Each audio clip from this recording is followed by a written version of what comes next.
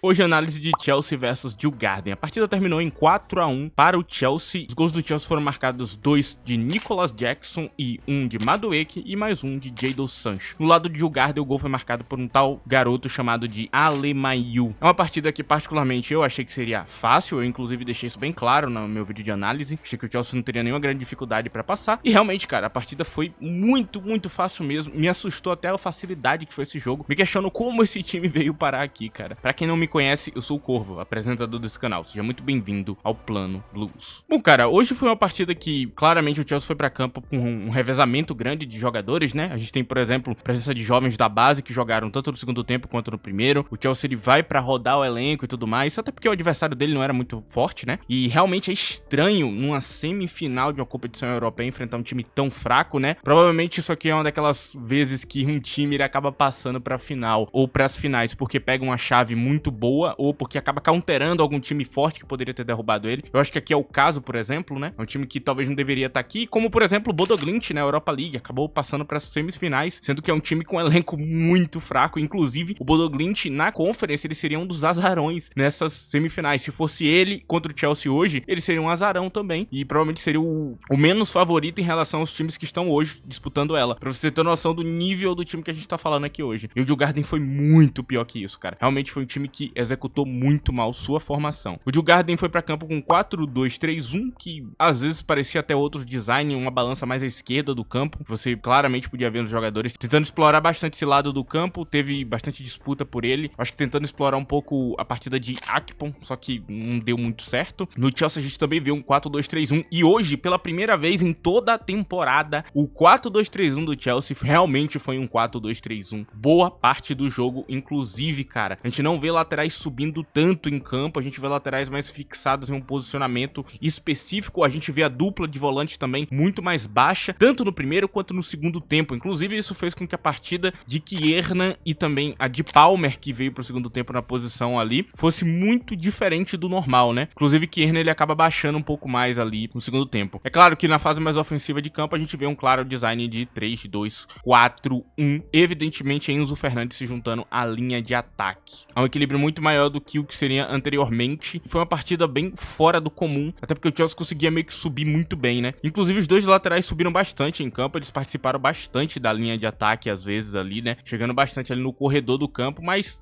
eles não chegavam na área, por exemplo. Eu não vi nenhuma grande inversão dos laterais, eu vi que às vezes eles pisavam em várias posições, mas estavam a linha mais correta do que realmente era pra ser. Realmente é um jogo que você vê um design de 4-2-3-1, 4-1-4-1 e 3-2-4-1. Basicamente foi o que eu vi hoje nesse jogo. Um jogo que não deu nenhuma dificuldade pro Chelsea ganhar, realmente foi um placar que foi elástico não à toa. Inclusive, se você olha pros gols dos dois pontas, né, você percebe que eles tiveram extrema facilidade para fazer o gol, muito espaço, um time que tava muito exposto em campo, um time que não conseguia reagir ao Chelsea na maior parte do tempo. E no segundo tempo, eles dão uma mudada, né, eles começam a ser mais ofensivos, começam a tentar ataques e ali você vê algum brilho do Djurgården, onde eles conseguem fazer alguns ataques interessantes, trazer algum perigo ali em alguns chutes, e não é o suficiente pra ganhar, pra ser bastante sincero, e nem pra gerar realmente uma jogada de perigo grande, né? Mas a gente vê uma qualidade ofensiva até razoável desse time, né? Tem alguns jogadores ali que conseguem produzir melhor que outros jogadores que eu vi nessa conference. É um nível, assim, claramente abaixo, mas que pelo menos estavam tentando, sabe? A sensação foi essa. E essa tentativa deu muito espaço pro Chelsea no segundo tempo, e os contra-ataques vieram com força. Tem um jogador específico que eu quero citar, né? Que é o tal do Danielson. Sim, Danielson, bem engraçado o nome desse cara. Danielson,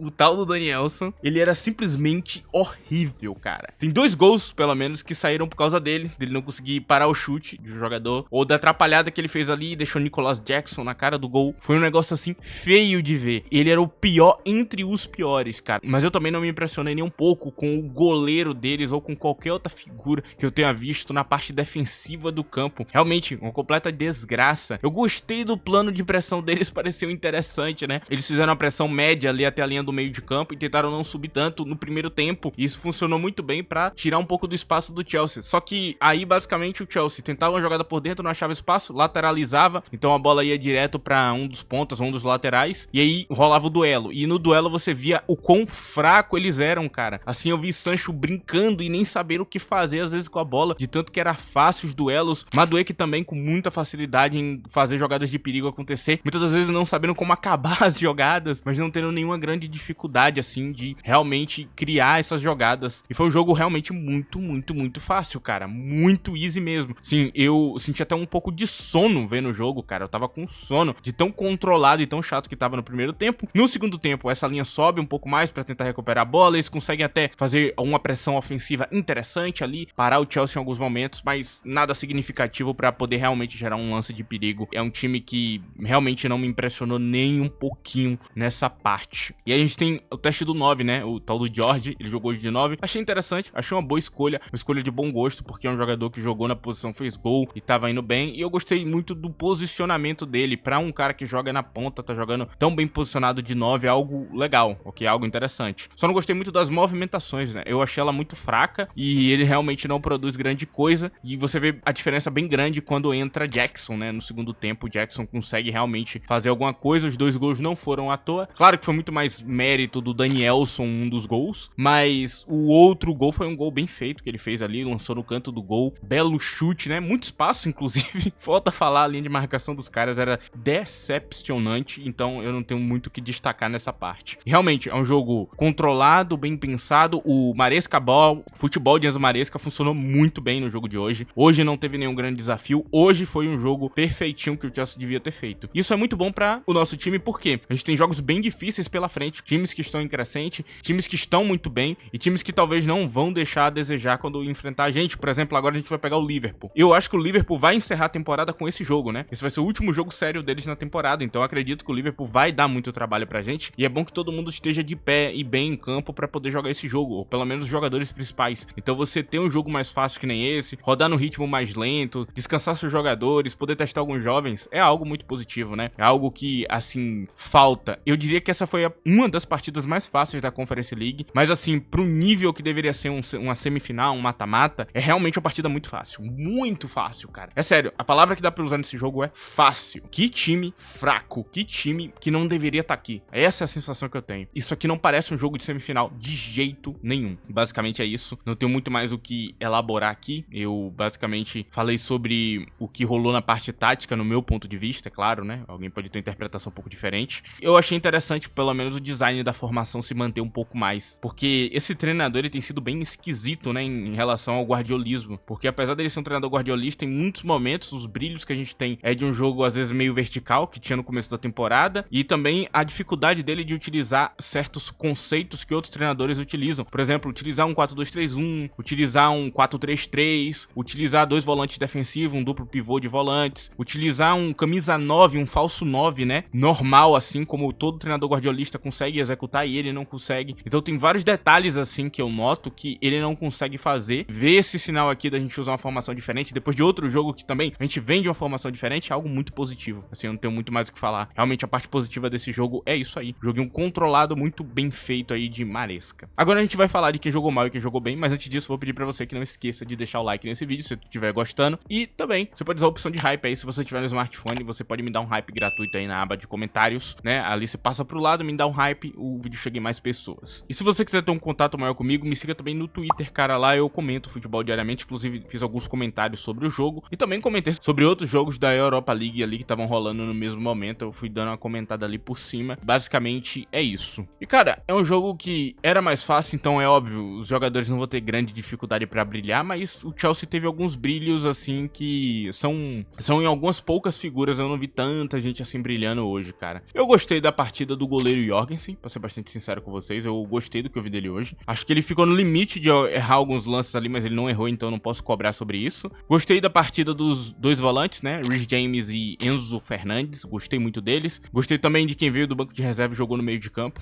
curti a partida também. Nas pontas eu acho que a gente brilhou muito, né, Sancho e Madueke fizeram um excelente trabalho, né, deram muita dificuldade pra linha de marcação, ali onde vinham os lances mais criativos nesse jogo. Eu vi muita dificuldade em acabamento no jogo de hoje, né, acho que tinha tanto espaço, tanta coisa pra fazer que normalmente os jogadores não têm, que eles estavam até meio confusos do que fazer com a bola no final das contas. E por último, eu elogio aqui quem veio do banco de reserva, né, Nicolas Jackson, 2 gols, jogaço. Eu acho que é uma partida muito boa pra recuperar a confiança do jogador, né, essa confiança dele que tava tão abalada durante a temporada. Eu acho que é algo muito positivo ele conseguir esses gols aí nesse jogo. Faz muita diferença, inclusive agora, né, que a gente vai enfrentar um time bem forte. É bom que ele esteja confiante pro jogo. Realmente são situações assim que ele não vai ter muito na Premier League, mas que pelo menos ele tem a confiança pra arriscar e pra chutar e pra tentar coisas diferentes. Basicamente é isso. E a partida de que eu não gostei, cara, assim, eu não gostei muito do jogo de George, pra ser bastante sincero. Gostei do posicionamento, mas acho que a movimentação foi muito pouca. Se apresentou muito pouco pro lance, mas considerando que ele é um jovem da base, acho que tá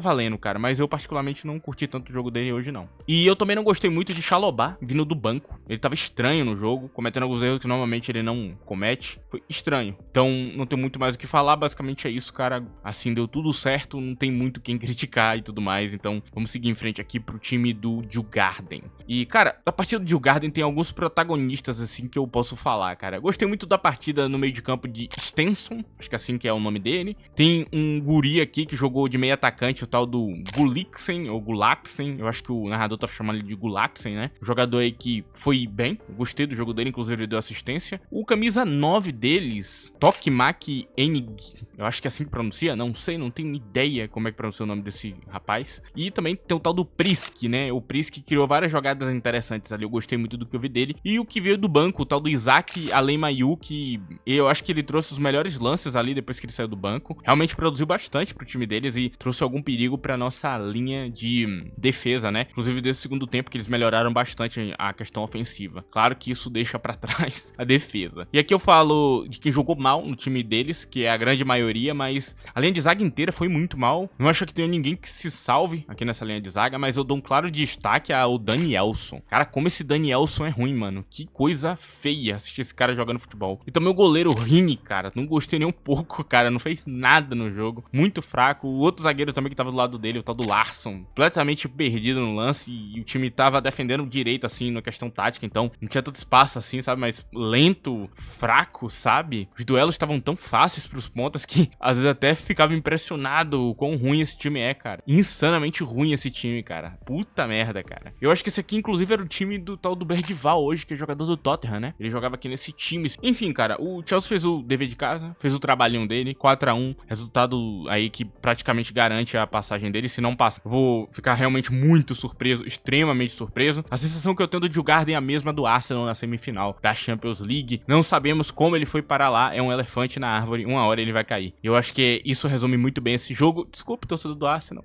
desculpa, é só uma piada. Mas de fato, eu não sei como vocês foram pra semifinal da Champions, estou surpreso igual a vocês. Enfim, é isso, cara. Que jogo estranho, mas ao mesmo tempo eu fico feliz, sabe? O Chelsea tá indo tão bem. Só que eu fico triste pelo nível da partida, né? Porque, cara, que time fraco, cara. Senhor, eu acho que é a coisa que eu mais repeti no vídeo. Porque, cara, que realmente pra uma semifinal é muito fraco, cara. Que é isso que esse time tá fazendo aqui? Por favor, vai embora, cara. Nem tente mais disputar a Conference, se possível, cara. Fique só na liga. Fique fora das primeiras posições, por favor. É sério, cara. Muito, muito fraco. Enfim, cara, não vou falar mais muito. Agora a gente tem alguns duelos interessantes pela Premier League. Eu espero que dê tudo certo também. Estamos no caminho, né? Quem sabe a gente conseguir pegar uma Europa League ou uma Champions. Ainda está vivo, né? Tudo vai depender de uma possível subida no fim dessa temporada. E a conferência final já tá garantida, basicamente, entre Chelsea e alguém que vai sair do confronto da Fiorentina e Betis, porque ainda tá em aberto, né? Foi 2-1 o jogo. Foi na casa do Betis, então o Betis ganhou lá. Agora vai ter que aguentar Fiorentina em casa. Vai ter que lidar com um time de Paladino que provavelmente vai dar muito trabalho. O vídeo de hoje é esse. Eu tô chegando aqui no final. Enfim, agradeço a sua presença, agradeço a você que deixou o like, que ajudou esse vídeo, você torcedor do Chelsea, que acompanha o canal. Muito obrigado. É isso, rapaziada. Obrigado pela tua presença. Tchau.